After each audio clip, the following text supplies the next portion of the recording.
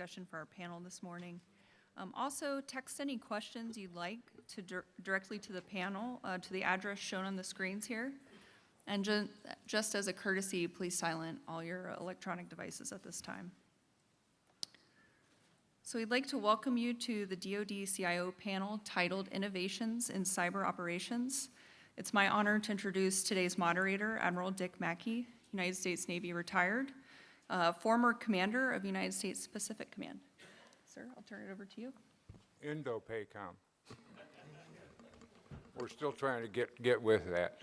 And next year you will see that the name will not be TechNet Asia Pacific, it will be TechNet Indo-Pacific. So we're going to catch up with it along the way here. Number one, welcome and thank you all for coming. This is the second time we've done an industry panel, and it was a pretty big success last year. I hope it will be this year. Again, the intent is to get some of these brilliant people up here who understand all the technology that I don't, to tell you what's going on in the world, in the technological world, in the cyber world. And I think we've got a good selection of people up here. I won't have them in the right order, I'm sure, but we have Tony G, and I ain't trying that last name, who works with Fortinet. He's their team leader for cyber threat intelligence. Rich Johanning from AECOM is the Spectrum and Infrastructure Assurance Management. Kevin McPeak, the principal cyber architect from Symantec. Aubrey Rupinta, a good Hawaii resident who works for Booz and she's a lead associate.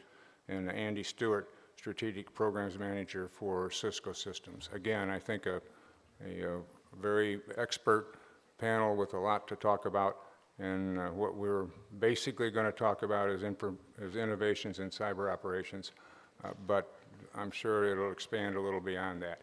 Each panelist will give you about 10 minutes, and then we'll leave the floor open for the questions, and you see on your screen where to send the questions to at the end. So with that, I would like to go ahead and turn it over to Kevin McPeak, and we'll just take you right down the line, and we'll go in that order. Thank you all very much again for coming. Thank you, sir. Aloha, everyone.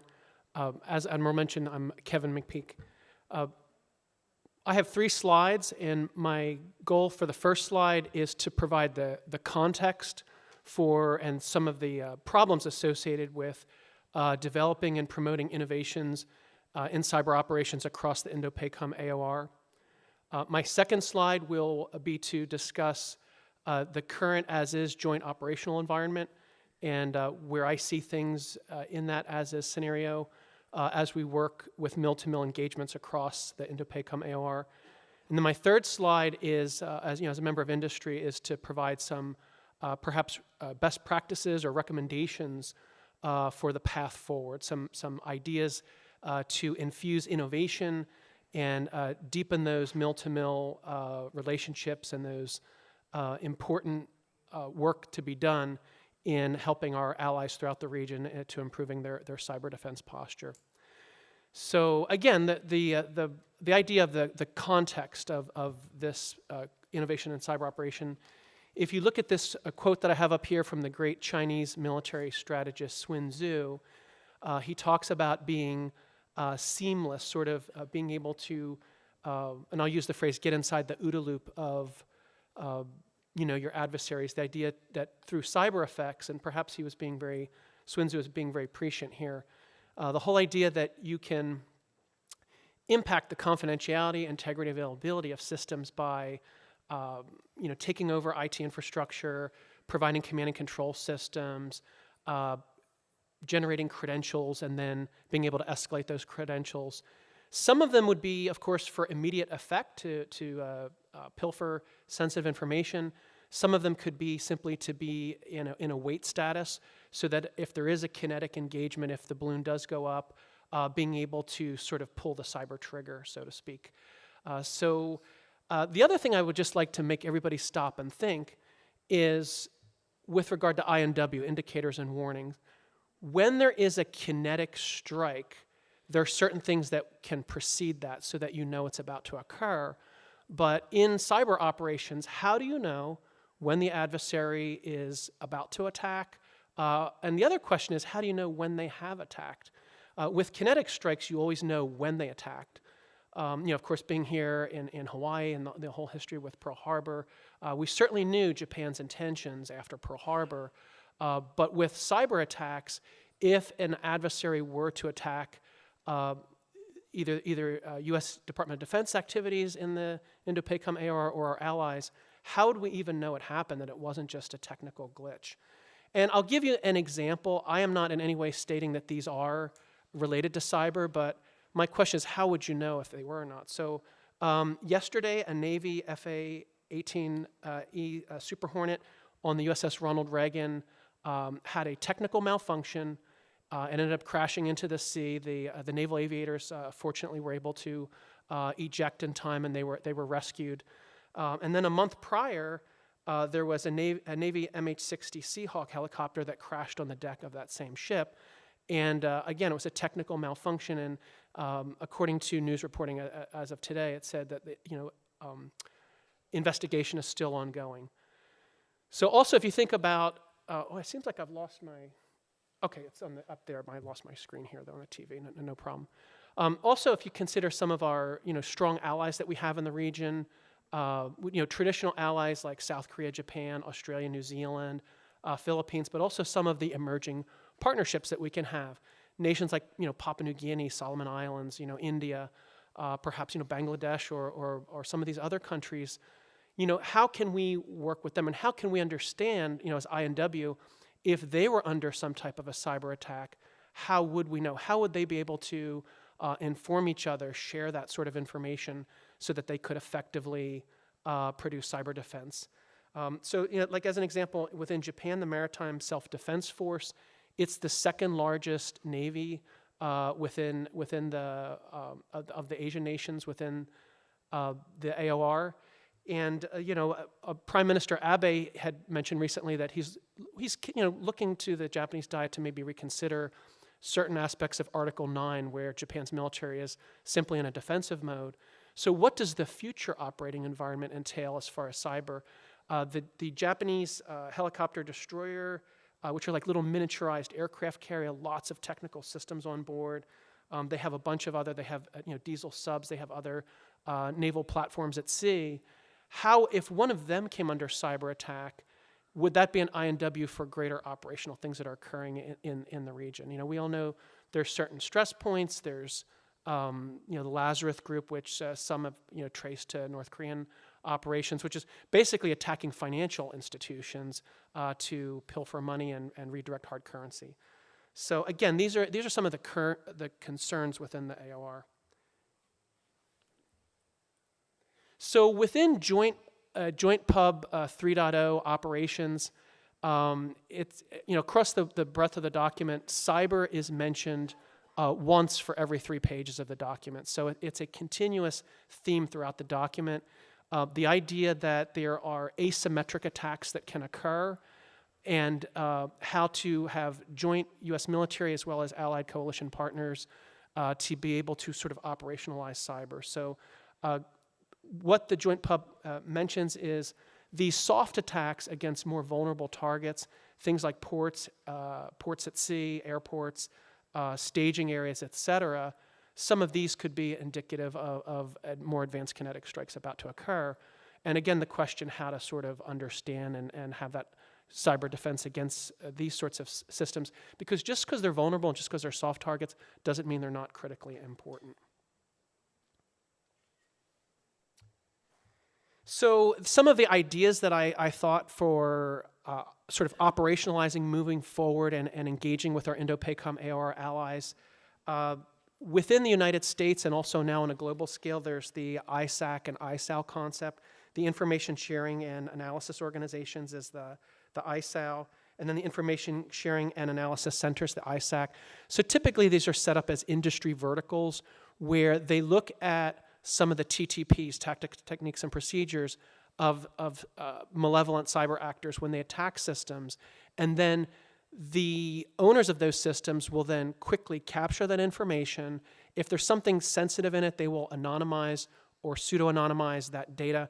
But the idea is to share the TTP of the adversarial attack in real time across that market vertical so that so for example, financials on Wall Street are doing this to great success.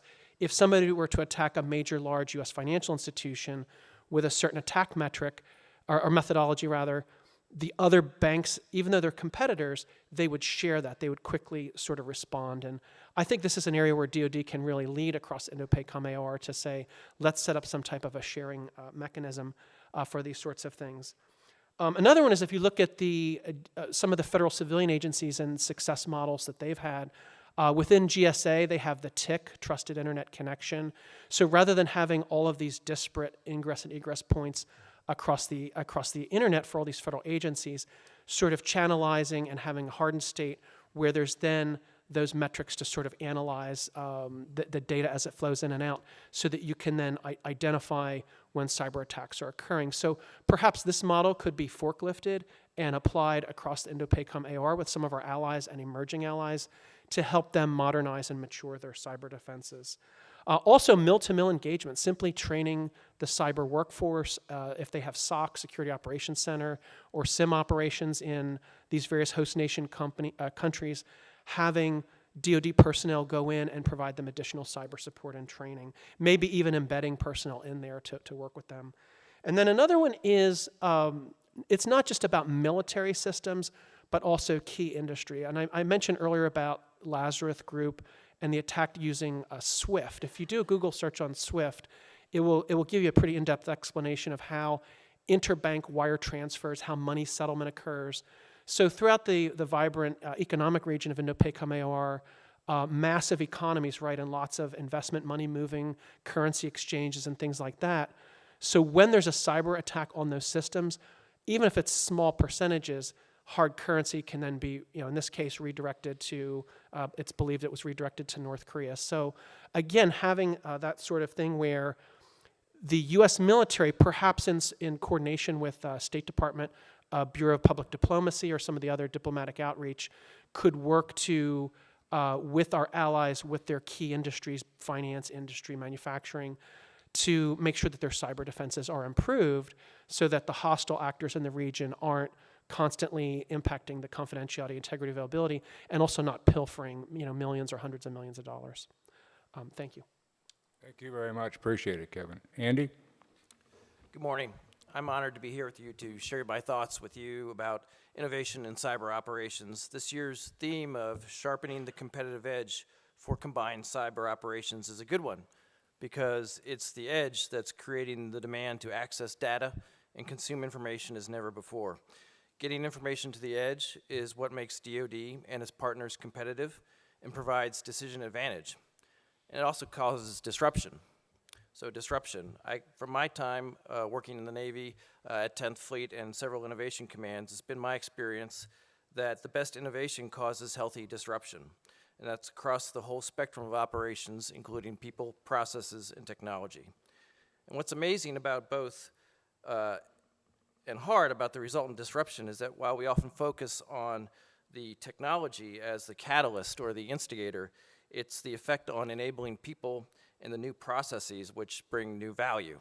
And if you don't believe me about that, think about 15 years ago if we thought that the connectivity and the edge computing power and cloud power that we have today can summon a total stranger to your location with their car at will, take you to a destination of your choosing with a eagle-eye view of the journey that's time optimized, along with a secure transaction of funds and based off of instantaneous market prices, right? But that's what we have today with the power at the edge. But let's add more complexity to that. The edge is getting big. Has anyone looked at the number of devices connected to your home router lately?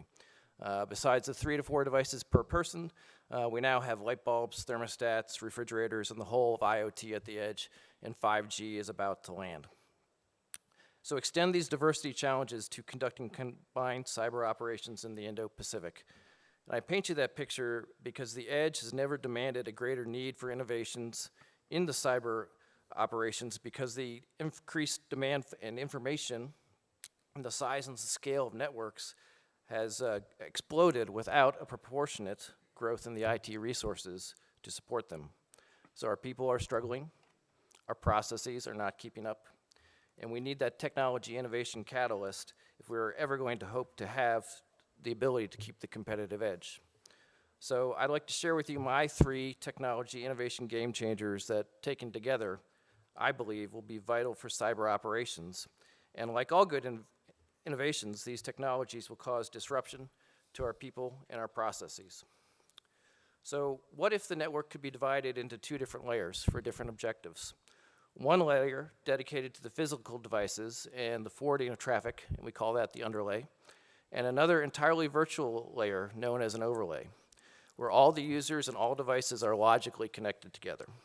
Services and policies are applied logically. What if we could roll out these networks with policy, with automation, with speed and agility, using the logical overlay to provide segmentation for security and to support combined cyber operations throughout the Indo-Pacific and the AOR and globally? Intertechnology number 1. Software-defined networking, or SDN, is a programmable network architecture that provides software-based policy and segmentation from the edge of the network to the applications. SDN significantly reduces complexity by providing design settings, policy definition, and automated provisioning of the network. And SDN automates user policy all the way to the edge, no matter how the users and the devices are connecting, and can scale seamlessly, and can include operational technology with segmentation. So how does this technology help people and improve processes? SDN abstracts the notion of policy and decouples it from the underlying network topology. And in the operational world, we call that policy commander's intent. So said another way, our people can enact processes that translate the commander's intent to automatically deploy across all devices in the network infrastructure, enabling the rapid, consistent, validated network rollout, execution, and monitoring of policies deployed throughout the network. With SDN, the network can understand, deliver, and ensure execution of the commander's intent for the network at machine speed. Which sounds pretty cool, but while it makes IT's job easier to deploy and operate, it creates a healthy disruption in how we think about defining commander's intent for the network, and it challenged us to think about how to implement those sound policies. And it might even disrupt our usual approval processes to logically extend network segments for combined cyber operations. But those are good disruption problems to have because it makes us innovate with security in mind, which leads me to my second innovation technology, identity. As in the physical world, just like commander's intent is applied through controlling actions via the orders process to units of action according to the unit's specific identities and defined capabilities, so too must the network be able to apply policy, or commander's intent, at machine speed to users and devices based on their individual capabilities and assigned missions, with full knowledge of how they are connected to the network and their allowed functions on the network. And this must be done at speed and scale since the number of users and devices at the edge is exploding every day. And the good news is that using information that is available in an intelligent network, the network can establish the logical identity of endpoints attempting to connect to the network through this information and couple that with a variety of network authentication mechanisms. So, after authentication, and once identity and group characteristics of the endpoint are established, the appropriate policies are then applied per commander's intent. So identity combined with software-defined access provides people with the process and the technical means to implement micro-segmentation at scale and speed, which ultimately provides the means to realize a zero-trust cybersecurity framework for combined cyber operations. I know that sounds pretty crazy, right? Automated network that's easier to understand, manage, deploy, allows users to connect effortlessly, is more secure through segmentation and identity management. You can almost add those, lyrics to a John Lennon song. All right, I thought that was kind of funny. But thank you. But it gets a little harder when I add innovation disruption number 3, the cloud. and we were all waiting for that one. You knew it was coming, but let me put a twist on it. What about, instead of saying going to the cloud, what if I said enabling the edge with hybrid multi-cloud? And that may sound like semantics, but let me explain. So back in the good old networking days, which was like 3 years ago, back then we had a pretty vertical notion of what the network was supposed to look like. Users at the edge connected via hardwire to some local branch or campus, up to the WAN, to the data center. There was a mainframe server, probably a network perimeter device there, get you out to the internet. And it's pretty simple, easy, static. But that topology will not summon a car with a total stranger who has been instantly contracted to get you from the conference to dinner tonight. So said another way, the old topology neither sharpens nor enables the edge. It actually perpetually dulls the edge and prevents decision advantage. And so it's probably due for some good disruption. Decision advantage for the DoD and combined cyber operations in the Indo-Pacific comes from the secure, seamless, and rapid maneuver of data and information. In order to keep the edge sharp, the network must be the medium of maneuver for that data. The network topology has to support that. Today's network topology is far more horizontal or flat compared with that of the past. The network connects users and devices across a commander's intent-driven, software-defined network to the right data and applications through a cloud-enabled edge, which is encompassed by a software-defined perimeter.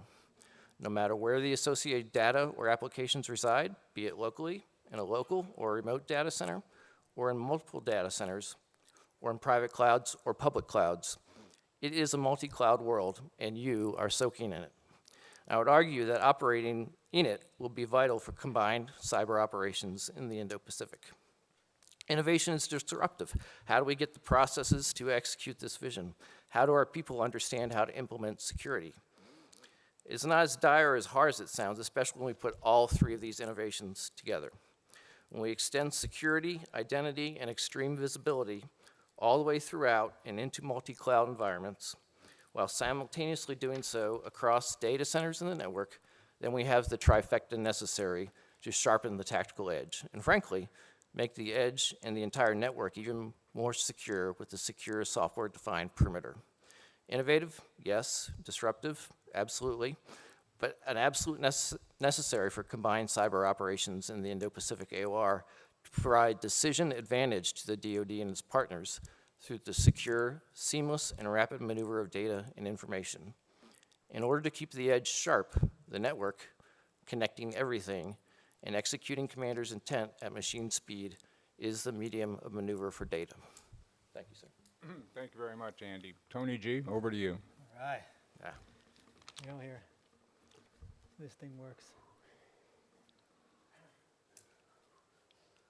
All right. Oops. A little too far there. There we go. So I'm going to talk about measuring your defenses. Now, I'm going to change things up here, a little bit. And I think, I've been thinking about this for a while now.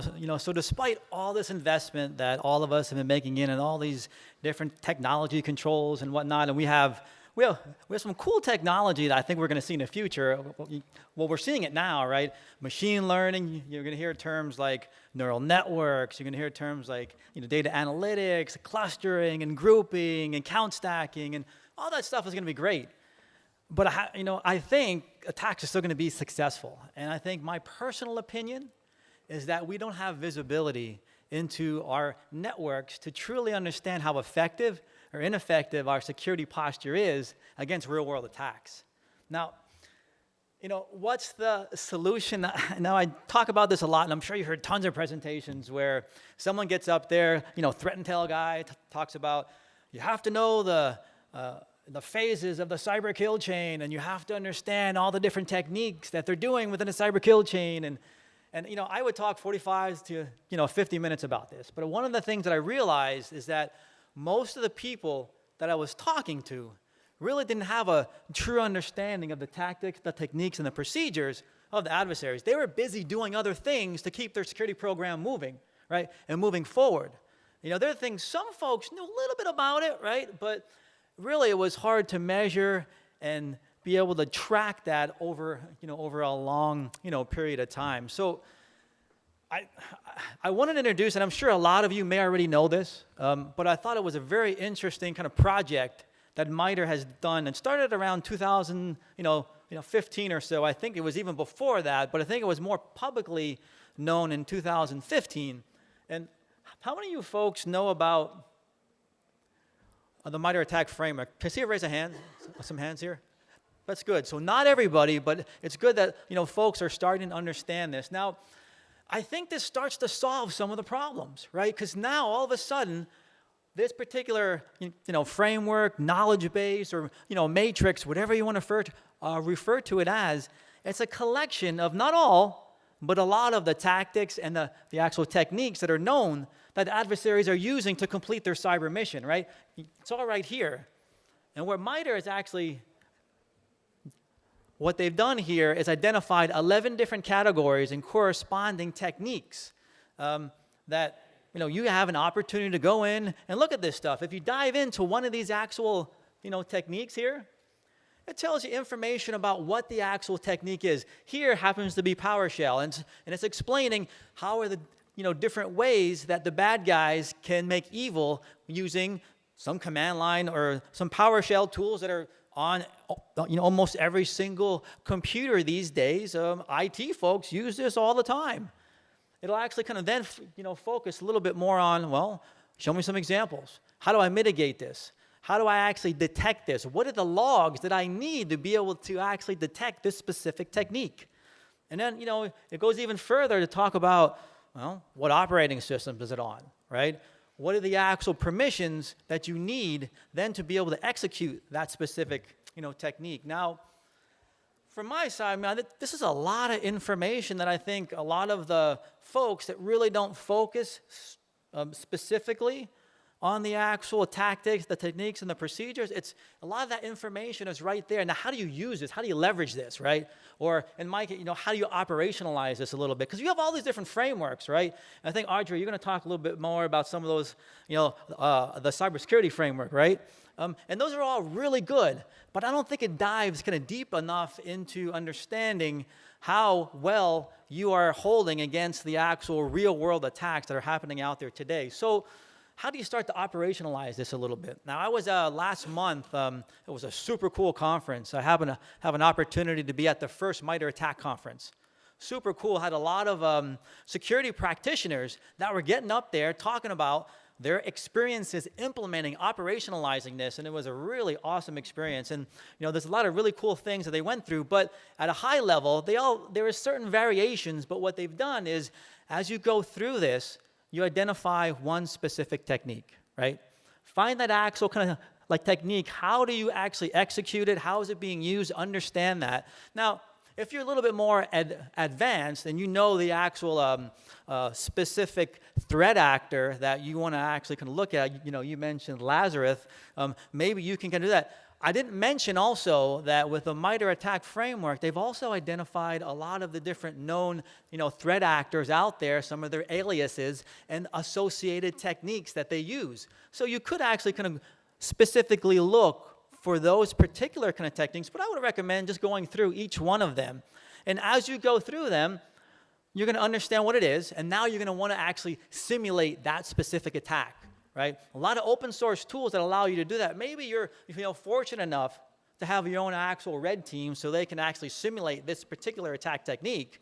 But if not, a lot of open source kind of techniques or a lot of open source tools are going to allow you to execute this. What you want to be able to do is I refer to as creating a digital dust that this particular technique is going to leave behind. And as you do that, you're going to want to monitor your detection and protection controls, because then you're going to look and analyze and evaluate those controls, and you're going to ask, well, did it either block or did it actually detect that specific kind of technique? And now, as you go through this process, you're definitely going to understand that you have a lot of missing gaps. And that's okay though, right? Because you're going to be able to then prioritize your security roadmap, moving forward. And what you're going to end up doing, right, then is looking at, well, maybe I actually need to create a new rule. Maybe I need to actually kind of tweak the control a little bit. Or maybe I'm not even collecting the right data to be able to detect that particular technique. I think it's very valuable to be able to go through this, and I really feel like this should probably be an overlay into a lot of the other, security controls or security, frameworks that are out there. This dives in a bit deeper. Now, so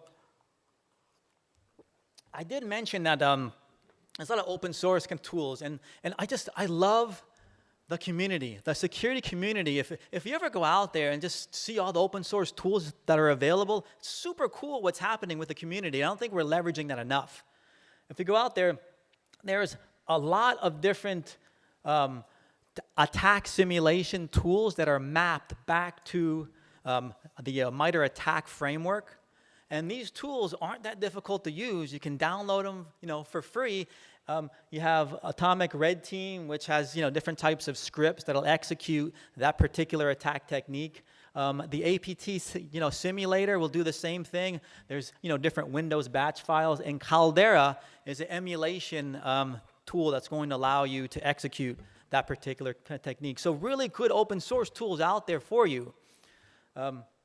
Now, kind of bringing this home here, I really love this framework because not only is it able to help you with being able to measure how effective your security posture is, there's also a bunch of other use cases that I think are very kind of interesting to talk a little bit more about. One is improving communications. It's not only improving communication with your peers, but also with management. When you go up to management, you need to justify why you need to be able to kind of purchase this particular new security, control. Having the conversation when you introduce this particular framework, you have a common language now that you can say, well, this particular, security solution that we spent money on is dealing with these particular techniques. Well, I have all these particular techniques here that are actually happening in real time now that I need to be able to do something about, either protect against it or be able to detect it.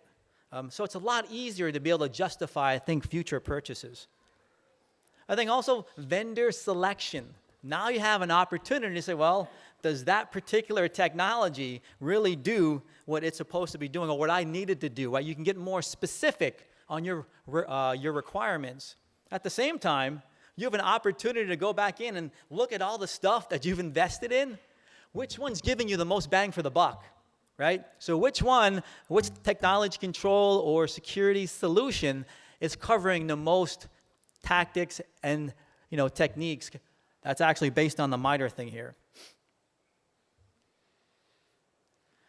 Act as a training guide. We know we have a security resource shortage here, right? And we're always trying to spin up more and more kind of resources. How do we get them spun up so they got the right skills to be able to protect our cyber assets? I think using this as a guide is a great way to walk, someone who's just kind of coming up.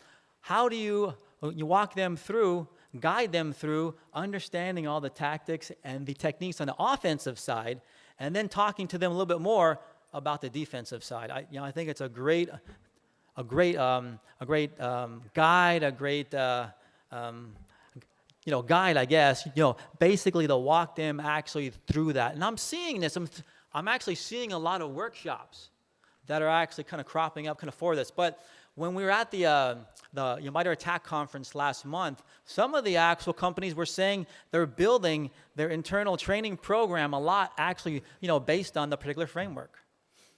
And then lastly here, if you haven't actually stood up a threat hunting capability just because you really don't know where to start, having this here, having these actual techniques, I think really, give you the basic capability to start querying your data, looking for specific artifacts that would then tip you off that the adversary may already be in your environment, right? So it's a great opportunity to start launching that particular capability.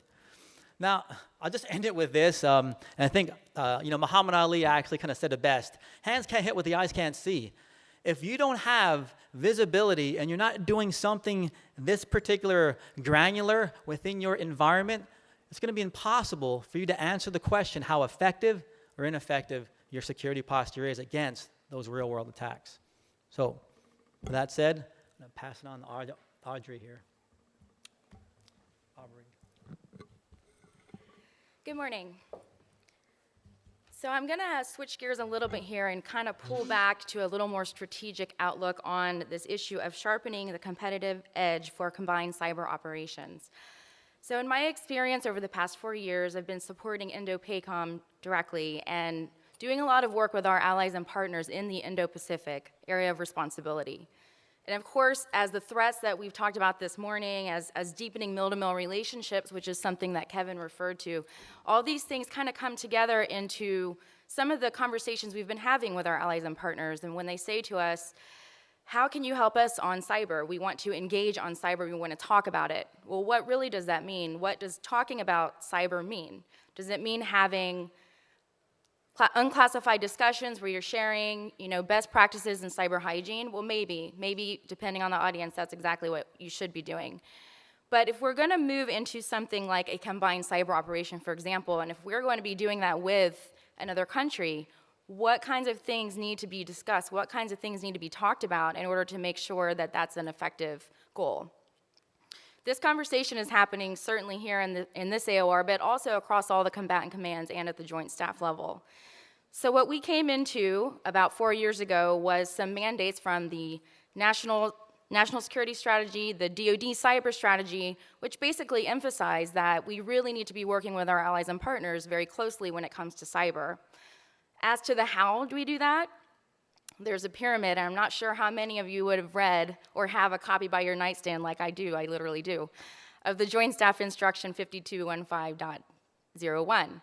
What that does is tells all the combatant commands, we need to be engaging with our allies and partners on cyber, and here's some general guidelines on what you all need to be doing. A key part of that is this pyramid, and I unfortunately don't have any slides with me today, but I can tell you that this pyramid goes from level 0 to 4. What is that measuring? It's measuring cybersecurity maturity. And when you look at 0, which is ad hoc, it basically says, if you're dealing with another organization and their maturity is at a 0, then you need to be talking about best practices, cyber hygiene, things that really you could probably find on the internet if you were looking hard enough. Fast forward up to a level 4, which is full spectrum operations, which is a little bit, the ideas that we're talking about on this panel, that's really what it would lend itself to. When you get into the tactical nitty-gritty, how would you actually conduct an operation? That would be, with an organization, that's about a level 4 on that pyramid. We had this pyramid and said, how do we even begin to measure or assess anything based on something that is objective, based on something that is accepted, that is going to translate into this pyramid to even have a baseline assessment of maturity of organizations? And at the time, the NIST cybersecurity framework had just been released, and this was the 2014 version of the cybersecurity framework, which I'm sure many of you know has been updated as of earlier 2018. Now, the NIST cybersecurity framework is something that's freely available on the internet. You can clearly go to the website, download it, and that's what they want you to do. The other intent of having that framework is to be able to tailor it towards your organization for whatever your organization's needs are. So as we're going out engaging with other countries and they're saying, we want to talk about cyber, a lot of what they would say is, we want our folks trained on cyber. We want to send our people to your schools.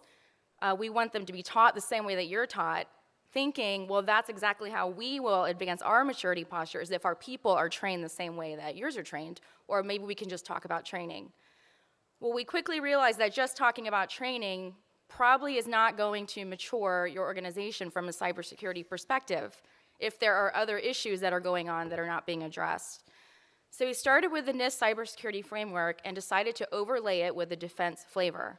And what that flavor is a mouthful, .mil-PFP, which stands for Doctrine, Organization, Training, Material, Leadership, Personnel, Facilities, and Policy. And really what that is a long-winded way of looking at how do you assess change in a program. If I want to look, where am I going to spend my money? Where are my issues? What needs to be filled first? You're going to look across .mil-PFP and go, wow, when I do an assessment this way, maybe training is not the problem. Maybe doctrine is the problem. Maybe policy is the problem. And maybe not even just from a military standpoint. Perhaps it's a problem from a whole of government national level as well. So that's also something to take into consideration. So we were able to take the NIST cybersecurity framework, which has the 5 main functions: identify, protect, detect, respond, recover, and overlay it with those .mil PFP dimensions. And that's really just a fancy way of saying, when I hand a questionnaire or a survey to another organization and they say, please help, we want to talk about cyber, we feel like we need to advance our maturity. You can hand them a survey, start with a survey that's 20 questions based on those 5 NIST functions and say, do an assessment, do an honest assessment of yourself, answer these questions from 1 to 5, 1 being the least mature, 5 being optimized. Look at the criteria, here's some general criteria, and come back and say, where do you think most of your 1s and 2s fall? Is it really in training? Perhaps it is.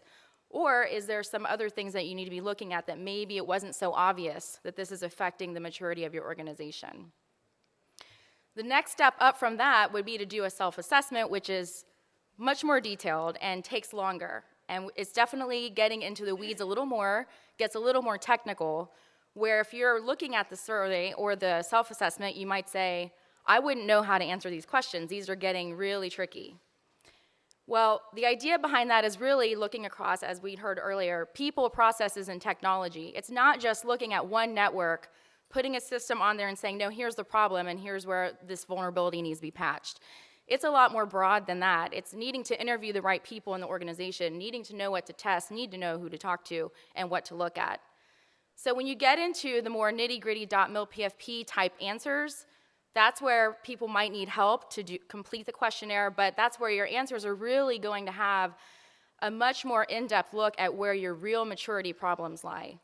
Again, it's very easy to blanket talk to an organization who might say it's just our people aren't trained, or as soon as they're trained, they go on to other jobs and we're no better off. But really, if you can assess this way and look across .mil PFP, get a little more detailed, which .mil PFP does resonate well with a lot of our defense partners, then it's a great way to slice the problem and look at it in more than one way, and then know where you're going to apply your resources in order to start to address those gaps. So this is really more looking at the baseline assessment. The operations, everything, all the great ideas, they're going to come later, and they're going to come for those partners where they're at a 4 on that pyramid. That's not an easy thing to achieve, to get to a 4. It's going to involve a lot of capability there, a lot of maturity there. But again, how is that going to be measured in a way that you can have a meaningful conversation or cyber engagement that actually is leading towards a common goal and a common purpose? So we found this really has resonated to look through NIST lens, and it also helps that NIST cybersecurity framework is now mandated for the entire US government, not just the military, but all the federal government. So that really is a great conversation piece and a great conversation starter. It's not a perfect system, right? But that's why these documents evolve. That's why new editions come out. That's why so many people from industry, from academia, from the military and government are able to feed into the process and say, these security controls used to work, but now we need to start thinking more along these lines. It's supposed to evolve with the threat. It's supposed to evolve with the times. So if you take something like that, that's the baseline, and start to adapt it for your purposes, it ends up being a pretty useful exercise and a pretty useful document. I will say, having participated in a working group with the other combatant commands over this past summer, we talked about this very issue. And we did talk about not only how do you talk about cyber with organizations that are perhaps less mature on that pyramid, but how do you engage with the ones who are very mature on that pyramid and who now maybe we want to talk about combined cyber operations. That got into some really great cutting edge conversations that I was actually very excited to be a part of. And it also resulted in a lot of conversations just about baselining the maturity of an organization, which you must start with before you can really start to progress into how you would even think about doing a combined cyber operation. I know that European Command, for example, has a very NATO-focused model that they use that works very well for them, which it just depends on where you are, who you're working with, what's going to resonate best with the partner that you're talking to. A result of all of our hard work over this past summer with this working group is going to be to update that joint staff publication. So if you remember the number, 5215.01, and look out for an update to that in the next 6 months. That's really going to carry forward how the DoD is going to be looking at cyber engagements, and it's certainly going to affect how we would be looking at combined cyber operations from a baseline level. Thank you. Thank you very much, Aubrey. And Stella, hang on just a second. Terry, our screen up here is not working, which is going to make it a little tough for questions. So if you guys could work that. And now, Stella, over to you. Thank you. So, got to go back. So what are we protecting here? You know, all the stuff that everybody's been talking about up here in this panel is great. But with me going out to a lot of industry, it's no different than DoD on how we break everything down between the J codes. You still have separate people different from separate things. So let me put this picture into context for you. At a strategic level, the gate, what's it protecting? That's DoD. Everything around it, that's your supporting infrastructure. DoD is great up to the fence, but hasn't really engaged outside the fence, right? That fence, that gate was configured the right way. No one can get in and get out. We have all the policies in the world to talk about it. But what happens is our adversary knows that now, and they're going after all the supporting infrastructure critical assets. And there's no defining document that tells your super majors and your energy companies and things of that nature to protect your networks, which we depend upon. Now, at an operational level, let's take this to a base. That's your IT, that's your J6, that gate. But your J4 and your J1s and all that other stuff, the DPWs that are responsible for your utility control monitoring systems, your facility-related control systems, and everything else, they're not on the same line. There's fighting. I mean, I've been up at the Pentagon the last couple of months, over actually years, and we still haven't put the 6s and the 4s together. The 1s don't have the right people, which goes to Aubrey's discussion about .MPLF, which was a great capabilities-based assessment discussion, and that's what we're bringing to industry. But the problem is there's no such thing as a digital F-16. And what do I mean by that? If somebody breaks the 20 nautical miles, we launch our alert birds and we press on from there. But who launches the digital F-16s when somebody comes into our network? DHS? No, that all falls on the industry to do that. And guess what? Industry has shareholders to respond to. And you as a bill payer here for HECO or the water, do you want to pay more per gallon or more per watt because now you have to protect something? So at some point there has to be a discussion had about DoD and those critical infrastructure entities getting together. At a tactical level, that firewall is probably protected really well. But what about wireless? What about electronic security systems? Those same things that are not necessarily protected the same way. Those become different attack vectors. So just trying to put it in context. All the stuff we're talking about is great, but we need to work on why we're protecting something to understand. So we do ask for money. We understand why it's important, not just because a policy says so.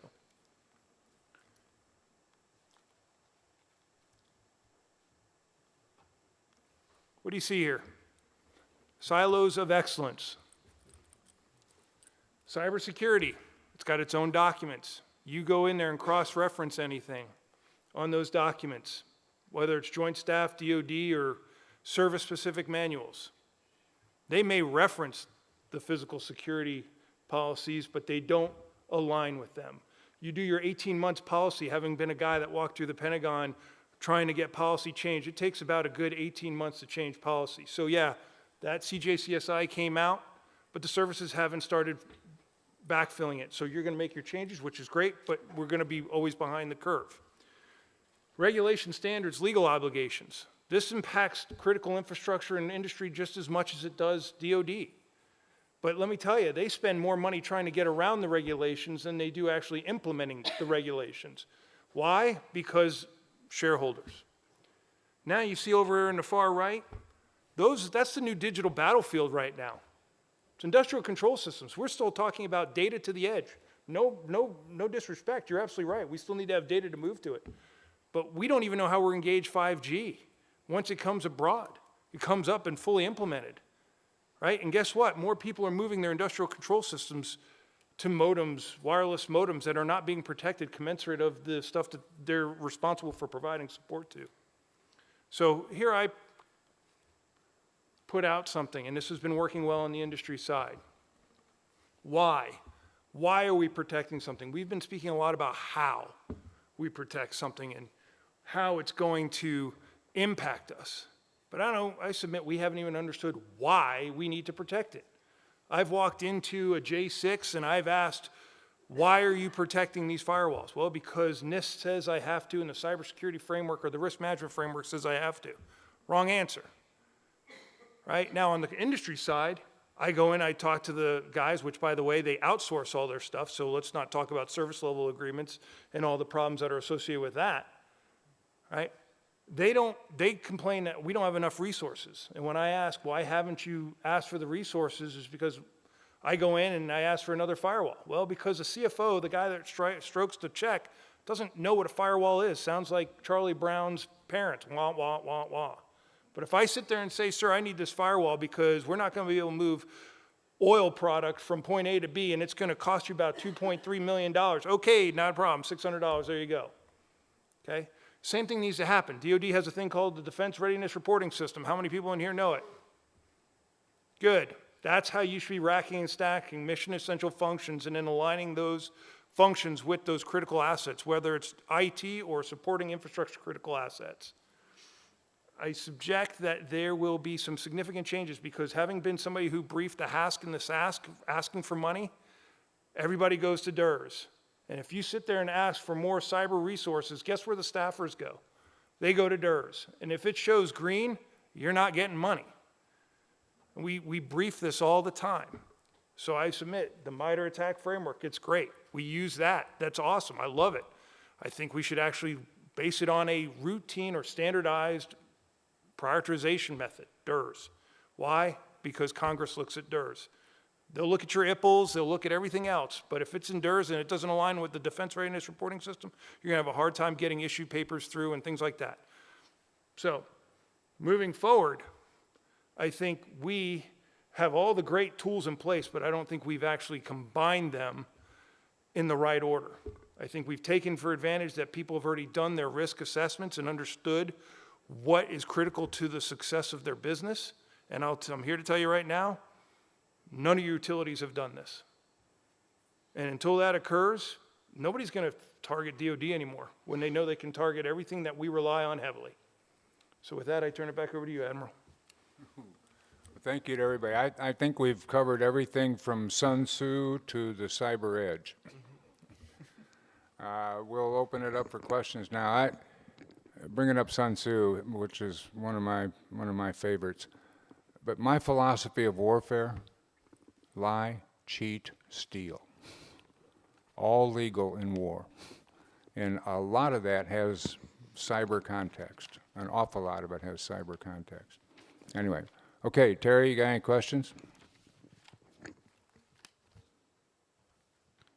How can we remain competitive and resilient to evolving or current cyber threats when government organizations are limited by POR baselines that are at times years behind? For example, some systems still operate on Windows 2003 servers or even Windows XP. They're not showing up on the screen. Working on that, sir. Sorry. Okay. Anybody want to take that on? Anybody understand it and want to take it on? Yes, sir. Go ahead, Kevin. One of the things I really applaud DoD is standing up DIUX, the Defense Innovation Unit Experimental. You think about standing up new military activities. Normally you don't go to the most expensive zip codes in America to do so, but in this case they did. So in the heart of Silicon Valley and also up in the suburbs of Boston around where Harvard Yard is, they've have mirroring sites.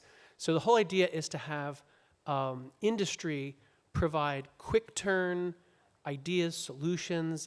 They accept unsolicited white papers. They put out RFIs. So they're really not a procurement arm as I understand it. And again, it's sort of a new activity, but the whole idea of DIUX is to get to that question that was just stated, which is we have this this long tail for procurement, for innovation, and the adversary is iterating a lot quicker than the procurement processes, and also the friendly domains. You know, if you think about the major tech companies, Microsoft and others, they're iterating, very quickly too. I mean, if you look at current Windows operating systems, they're now constantly rolling. It's not that old model where you deploy a build, you keep it indefinitely, then you get a new build. sort of rip and replace each time with, you know, with some type of migration path. But now they're constantly adapting, hardening, things like that. So I really like this idea of DIUX. Now, specific to the Indo-PACOM AOR, being able to share that with our military partners and encourage them with some of the emerging best practices and technologies probably be a great start. Anybody else? Go ahead. Maybe add on just to one example, because this is this panel is about innovation, and I see the Navy, you know, I congratulate the Navy in trying a little bit of innovation with their Compile to Combat in 24-hour program, because it's really, how do we break out of the PPBE challenge? And part of that is reporting readiness. That was excellent, Stella. But how do we challenge the people, the processes, and technology to innovate at the edge, to compile quickly, to push new capabilities through an approval process that's sound, in, you know, quite frankly, where industry is going is more hyper-converged solutions. So it's putting more processing at the places where it needs to be, getting services from where they. Anybody else? Next question, please. You handle threats that are hidden in encrypted traffic. Don't open them. Go ahead, anybody? Machine learning is the best way to go, and this is I can't advertise here, but there's a lot of machine learning out there that can find malware inside encrypted traffic based on the characteristics of the data in that encrypted packet stream, and I can talk about that with anybody offline. There are some programs out there that I'm aware of that will go through and check your mail before you see it and clean it up or get rid of it or whatever. So there's also some other stuff in there. Anybody else? Just, I was just say that the person asked that question, if you do a search on the phrase break and inspect, you'll see a lot of industry-leading solutions to sort of you know, break down those messages. And if something cannot decrypt through those technologies, then I would suspect that might be some suspicious technology. And machine learning can do that without even breaking and inspecting. Yeah. So. Somebody else want to? Yeah, I would add, yeah, I mean, there is also kind of technology that allows you to do like more of a man in the middle, right? Yeah, you know, SSL offloading, where you can kind of, you know, unencrypt, inspect, and then encrypt again. But I would also, I kind of second that notion of the machine learning aspect. And there's a variety of different, you know, machine learning. One is, you know, yeah, you can look at the actual specific characteristics of the actual threat itself. There's a lot of tall tale signs with that, and machine learning helps with that. At the same time, though, also, you know, when you apply machine learning to, you know, network patterns, you start to identify, you know, anomalous kind of traffic within your network as you start to baseline that. You know, you'll see those outliers, you know, frequencies. You'll see things like automated kind of traffic where it's not really, it doesn't look like it's user generated. Those types of things will also help with some of that type of identification of encrypted traffic that possibly could be malicious. So, Admiral Macke, let me get good, please. From the commercial side, what you got to realize is, right now, if the Department of Public Works wants to talk to HECO, and I'm just using HECO just because it's on island, right, Hawaiian Electric Company, they don't have a requirement to use PKI like DoD does, right? So you know, from that perspective, you got to understand that it's also an education piece, right? And then you also got to understand on commercial entities, they also have to contend with the SEC with encrypted traffic. So to them, they have to treat it totally different than DoD does. So again, we need to look at, you know, where this traffic's coming from and what the intention is. And then when we talk about protecting all those infrastructure assets that DoD's, federal government for that matter, is reliant on, is that there's got to be another standard that's created to allow for communications between those entities and the federal government. Okay, thank you. Not in the encrypted side, but on the normal spam side, if it comes from usaa.edu,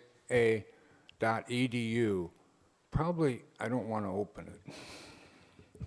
Next question, please.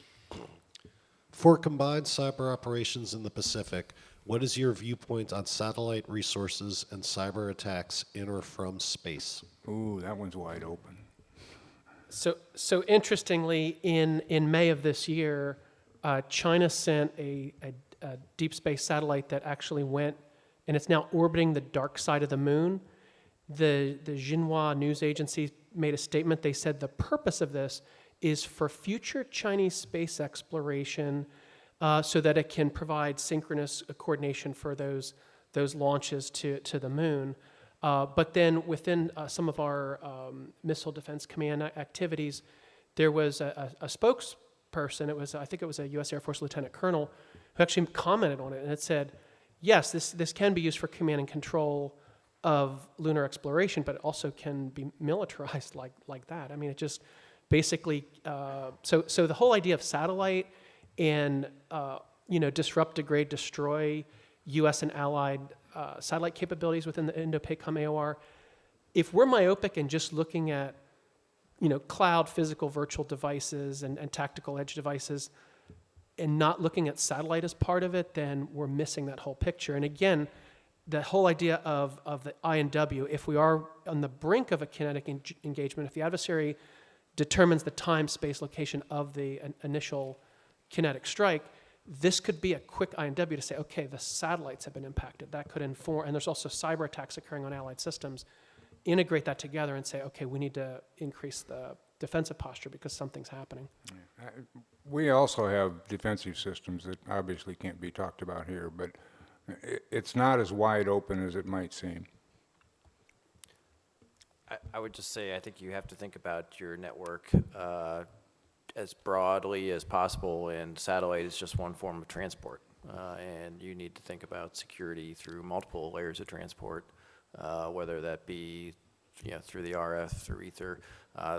Steve Perot, who I got to relieve at Navy Cyber Warfare Development Group, used to say cyber is spectrum, protocol, and content. And so when you think about that in terms of transport, where in the spectrum it is, and how do you secure that end to end? So I think I view that satellite resources is just one part of the transport equation that you have to think logically through the entire network. Anybody else? Go ahead, Terry, give us another one. How can DoD take advantage of the secure but unclassified capabilities that exist in some of our country's more advanced commercial cyber domains? Another good question. Aubrey, you've been really quiet.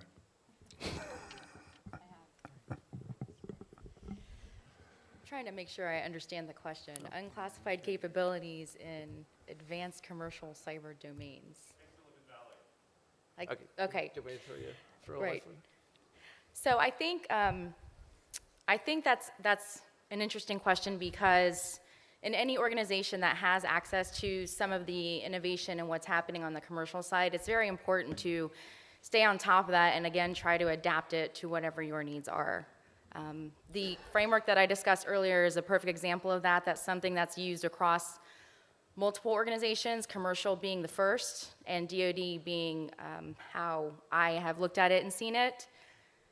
But this is about partnership, in my opinion. This is really about staying on top of things and not getting so bogged down in whatever your daily mission is that you are kind of missing the bubble on what's going on in the commercial world. A lot of times the commercial has a little bit more speed at identifying new threats, and again, the innovation piece where they actually have maybe some research and development looking at how to address these problems. I think just communication and networking is the first piece for this. Let me add in on this. The other thing is you got to realize we're thinking at it from conventional DoD. Special ops, they're already engaged with most of the current stuff that's coming out and actually applying it.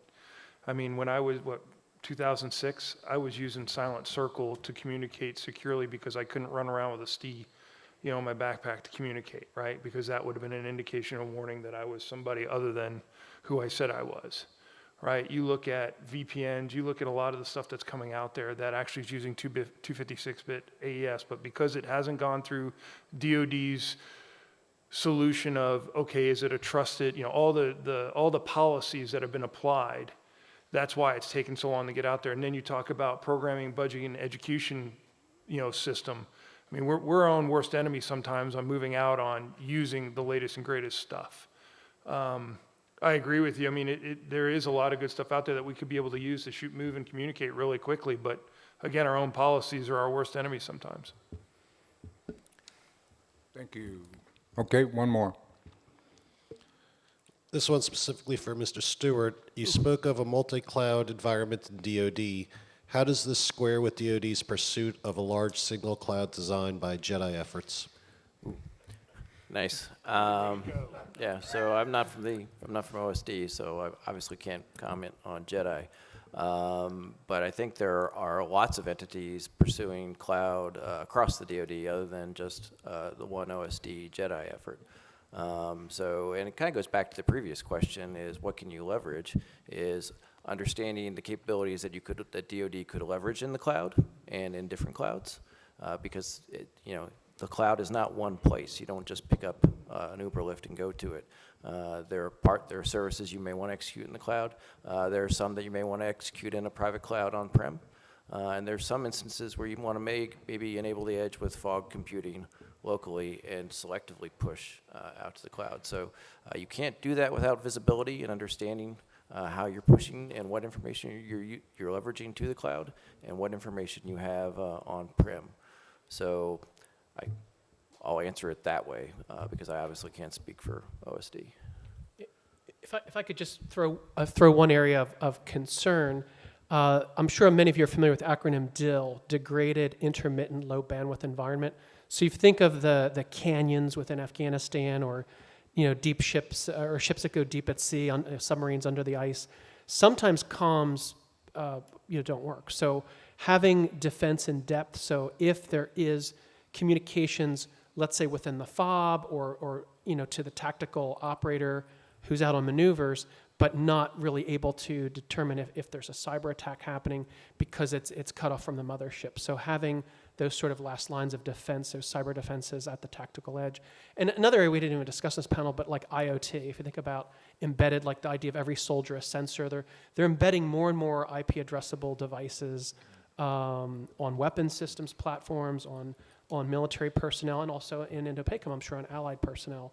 So being able to have, if that switch goes out and all those cloud resources and that sort of, insight and correlation breaks down, how can you have that defense at that endpoint? And a good chance that it's not going to work. If any of you would like to do business with DISA, for a substantial fee, I can introduce you to the commander. One more, that's it, one more question. Kevin mentioned a TIC as a possible mitigation model. How can this model fit with the federal trend to move to cloud shared systems and decentralized or hybrid management? So great question. So I think the Indo-PACOM commanders at different levels that are doing these sort of mill-to-mill engagements, they have to get an understanding and through the relationship building with that allied partner and their military system. So hypothetical construct here. Let's say nation of Thailand. Let's say we were doing some support to improve the Thai Army's capabilities to defend Thai IT infrastructure. They might, and then sort of using Aubrey's model of the concept of the maturity model. Maybe Thailand is at a maturity model where they can start to close down certain internet connection points and sort of have their own TIC for the Thai Army. So that's sort of what I meant by that comment. But as far as having not the cloud, but the clouds plural, sort of distributed, decentralized, hybrid. I know Andy talked about converged infrastructure, things like that.